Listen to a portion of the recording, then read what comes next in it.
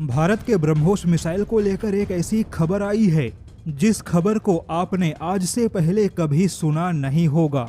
भारत के ब्रह्मोस मिसाइल पर एक ही बार में 64 मिसाइलों से हमला, फिर उसके बाद क्या होगा यह जानना बहुत ही दिलचस्प होगा। हालांकि ब्रह्मोस मिसाइल के साथ क्या हुआ उसे जानने से पहले चीन के J-20 फाइटर जेट ने अमेरिका के F-22 रैप्टर के साथ क्या किया उसे जानते हैं। यूरेशियन टाइम्स के एक रिपोर्ट के मुताबिक चीनी वैज्ञानिकों के एक टीम ने पिछले हफ्ते अमेरिका के F-22 और चीन के J-20 के बीच में एक नकली युद्ध करवाया और चीन के ऐसे नकली युद्ध का नतीजा आपको भी पता होगा। नकली युद्ध में चीन ने अपने J-20 फाइटर जेट को विजेता घोषित किया।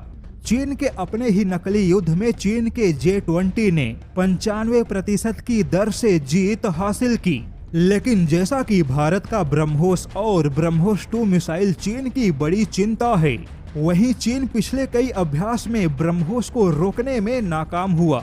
लेकिन भारत के ब्रह्मोस को लेकर चीन की चिंता उस समय और ज्यादा बढ़ गई जब इस बात का खुलासा हुआ कि रूस के एक हाइपरसोनिक क्रूज मिसाइलों को रोकने में यूक्रेन को पूरे 32 पेट्रियट मिसाइलों का इस्तेमाल करना पड़ा और 32 पेट्रियट मिसाइलों के एक साथ इस्तेमाल के बावजूद यूक्रेन अपने पावर ग्रिड को बचा नहीं पाया और यहीं से भारत के ब्रह्मोस मिसाइल को लेकर चीन की चिंता और ज्यादा बढ़ गई। भारत ने हाल ही में हाइपरसोनिक मिसाइल का परीक्षण किया, लेकिन बता दें कि यह भारत का ब्रह्मोस 2 मिसाइल नहीं था।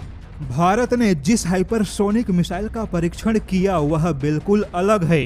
वहीं भारत का ब्रह्मोस 2 भी हाइपरसोनिक मिसाइल ही होगा, लेकिन वह मिसाइल बिल्कुल अलग होगा। यानी कि भारत 2 प्रकार के हाइपरसोनिक मिसाइलों पर काम कर रहा है।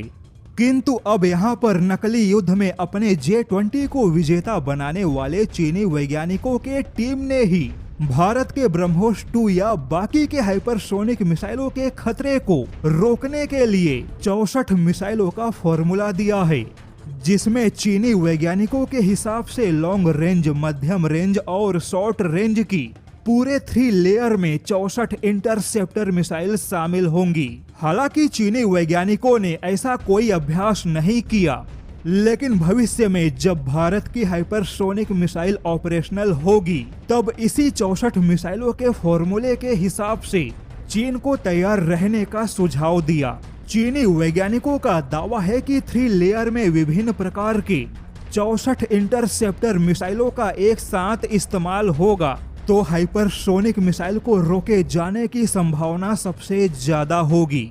हालांकि अगर यहाँ पर एक साथ में 3 या 4 हाइपरसोनिक मिसाइल को फायर किया गया तो चीनी वैज्ञानिकों के 64 मिसाइलों का फॉर्मूला बेकार हो सकता है, क्योंकि इसके लिए बहुत बड़े पैमाने पर मिसाइल डिफेंस तैयार करना होगा।